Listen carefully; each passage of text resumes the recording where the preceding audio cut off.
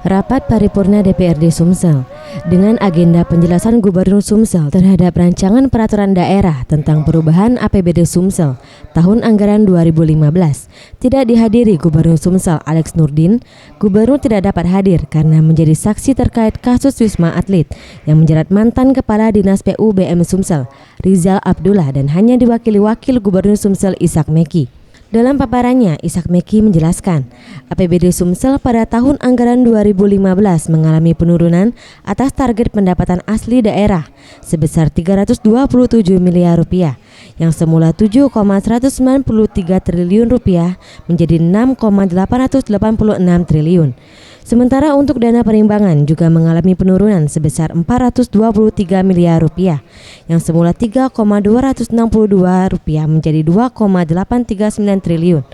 Dan untuk anggaran belanja mengalami penurunan 174 miliar rupiah, yang semula 6,609 triliun menjadi 6,435 triliun rupiah.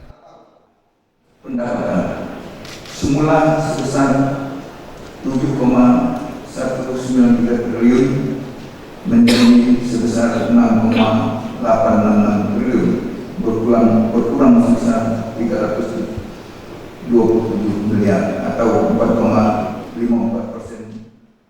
Banyaknya anggaran yang belum terserap secara maksimal oleh pemerintah Provinsi Sumatera Selatan, diakui Ketua DPRD Sumsel, Giri Ramadan Kimas. Menurutnya, untuk penyerapan anggaran APBD Sumsel per Agustus 2015 baru mencapai 44%. Untuk itu, DPRD Sumsel mendorong Dispenda Sumsel untuk terus meningkatkan PAD Sumsel dengan target mencapai 98% pada akhir tahun 2015. Sampai dengan pertengahan Agustus 2015 ini penyerapan APBD Sumatera Selatan sudah 44%, dan harapannya nanti di akhir tahun bisa mencapai 98 atau 99%, dan tentunya ini harus diikuti juga oleh pendapatan yang kami berharap dari Dinas Pendapatan Daerah bisa mencapai target pendapatan 100%.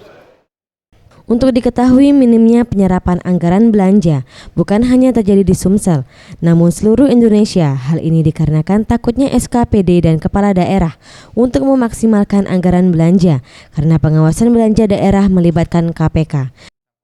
Farel Dwi Satria, Sriwijaya TV.